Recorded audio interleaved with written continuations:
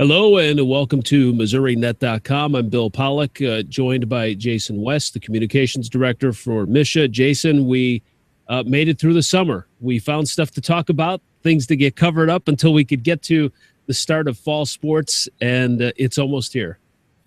Yeah, that's absolutely correct. This will be the week where everything starts to count. So all that preparation over the summer and the last couple of weeks, this is when the dress rehearsals are over now.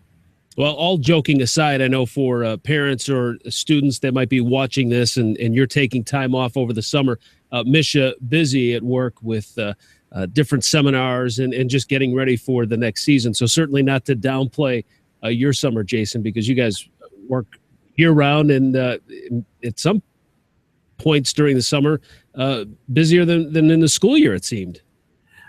It can be, especially when trying to get ready to make sure everybody's on the same page and get information out on the coming school year and between rule changes and things like that. So sometimes it is busier during the summer than it is, say, once school starts.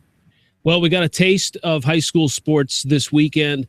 Jamborees, as they're called. Is this just through football, or do the other fall sports kind of compete in these? It's a great opportunity for teams to kind of play somebody else before the season starts, kind of see where you're at, things you might have to tidy up a bit.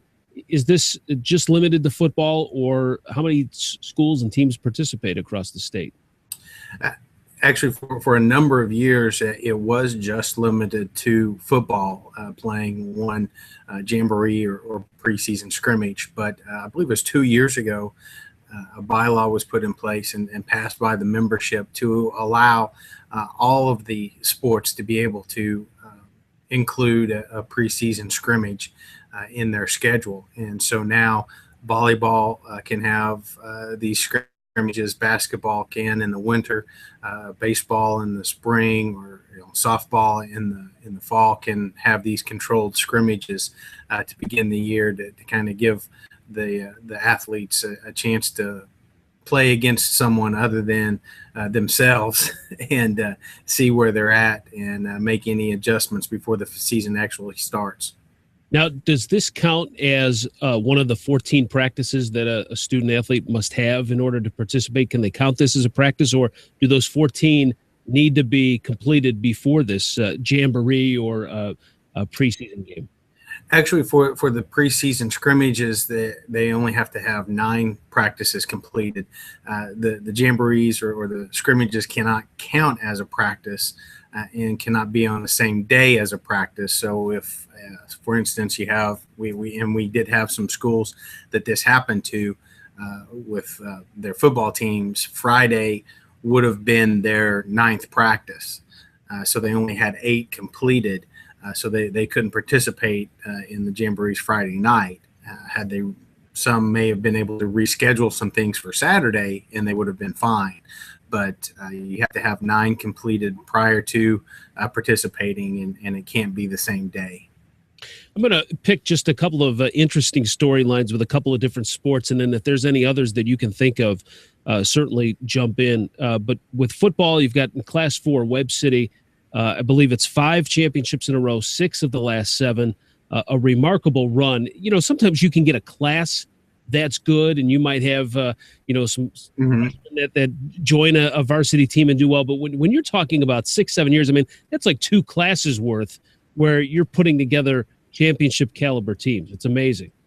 That is very true, and it dates back even further than the last 7 years.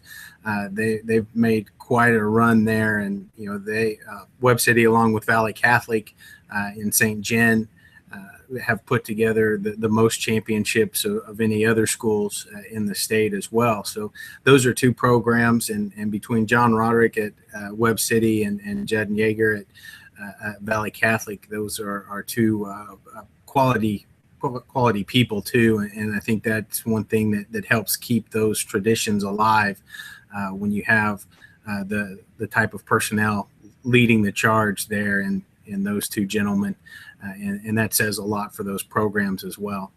And they've got not even high school level yet, but I know they've got some athletes that are coming up because Webb City is in the Little League World Series, and they'll be starting on Thursday. So another group of athletes are coming up through the system. Exactly. It's amazing the sense of school pride that those type things help not just with perpetuating the football team, but it goes all the way through the school system when you have and have that civic pride that certainly helps keep those traditions up. And then on the volleyball in Class 1, Winona is going for a 4-peat, I believe. And then last year, Class 3, Elias, an undefeated season, 40-0-1, ran the table to not have any hiccups. I mean, listen, for any level to go undefeated is an accomplishment. And when you're playing 40, 41 matches and to not lose, and, you're talking about a team or a group of players that, might have homework issues. They might have, relationship problems, things going on. I mean, there's so many things going on, so many different distractions, but to keep a team focused for an entire season and not lose, whether it's, 1 year or over the stretch of multiple years, just an amazing feat. Yeah, Lafayette Wildwood is another team in Class 4 that is putting together a very nice stretch.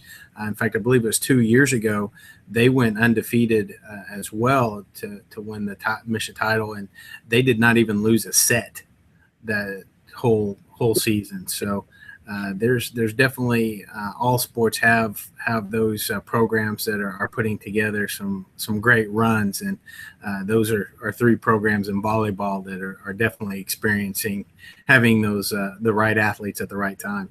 I want to talk about a couple of other things, but I don't want to leave anything out. Are there any other programs, any other sports, anything that you can think of? And I know I'm putting you on the spot, Jason. I apologize, but anything else that you can think of that we can maybe touch on real quick? Or it's kind of funny. We've pointed these out, and I'm sitting here trying to think on the softball side of things. That's a pretty. There's a lot of parity in softball. Yeah, I was looking at that too. Yeah. Centralia had a nice run there for a couple of years where they won back-to-back. St. Elizabeth has had some good teams where they've gone. Palmyra is a team that or is a program that is constantly in the playoffs and make deep runs in bracket play. But there hasn't been, I would say, the juggernaut that has put together 3 and 4 years back to back like we've had in some other sports.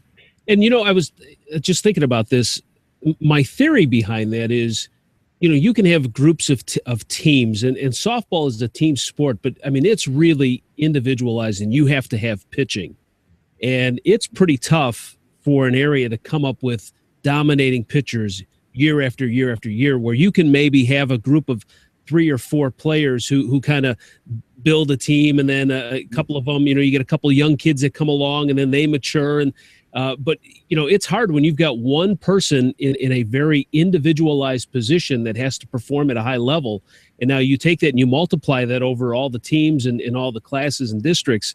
It's tough to put together a consistent winner like that.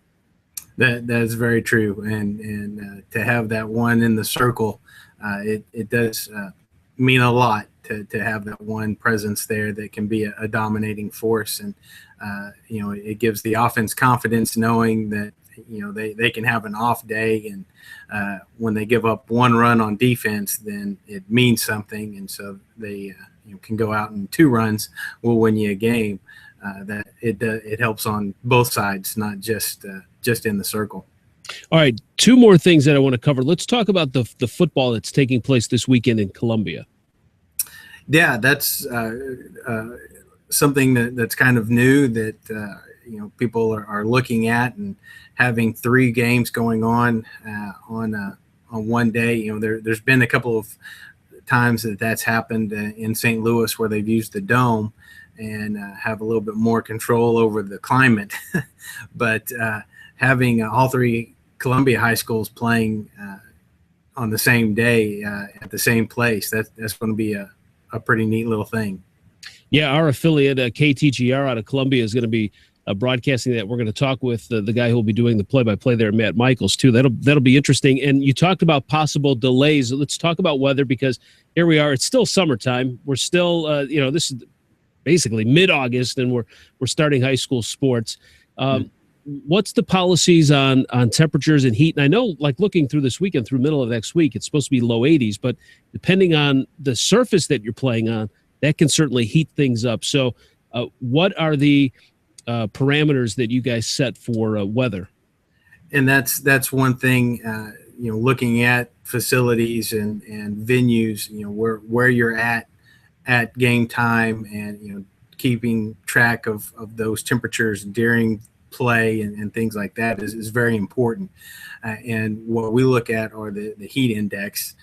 And if it's between a certain scale, or, once it gets up to, between 90, 95 or so, we ask that the administrators and officials be looking at that. Obviously, during the first few weeks, like during the first 3 weeks of football, as well as soccer and softball, we ask that there are water breaks, each quarter during the football game, during soccer matches, having some time there where basically an official's timeout, if you will, to be able to have some water breaks, and making sure that the athletes are very hydrated during competition. Softball, baseball, playing in the fall, having those opportunities, especially with the catchers and even the umpires, with all the equipment that they have on outside, being able to keep them hydrated and as cool as possible during those contests. Once the heat index reaches above 95, we're looking at possible delays into bringing people back to cooler temperatures. Once it gets up to 105 on the heat index, we ask that you just stop, and you're going to have to come back at a cooler time. We had some problems with that last fall, didn't we? I mean, I won't say fall, but at the start of the season, it was pretty hot. Yeah, there have been times, and sometimes during the preseason when we have weather, like today, we're looking at mid to maybe upper 80s, but there's, with the rain showers, keeping things kind of cool. And then all of a sudden you get to game time, and boom, the temperature's through the roof. And so you're not really kind of expecting that part of it. And that's what we're looking for, is making sure people, while they're acclimated to being outside, we still want to keep them as cool as possible, and not overheat, and keep them when temperatures are a little bit down. And be careful if you work in the concession stands. I got stuck one year wrapping hot dogs, and it was 150 back there behind all the machines. So even the people that are working, taking tickets and concessions, you be careful too. So I think we're going to have fans available. What's that? Keep the box fans ready. Yeah, exactly. And that just blows the hot air. I mean, that doesn't even help me. I was dripping wet. But anyway, so, hey, be careful. I'm excited that the season's finally here and we're ready to go. Yeah, it's great. And one thing that, even with the workers, like you said, we want to make sure everybody's hydrated. And that doesn't mean drinking 2 gallons of water on game day. That starts 2-3 days beforehand, and getting the body regulated. So once game day does hit, you're in optimal condition to be able to handle the conditions. Well, that sounds good. All right, Jason West, Communications Director from MSHSAA, thanks for joining us. We'll catch up with you next week. Sounds great. All right. Thanks a lot for watching us here at MissouriNet.com.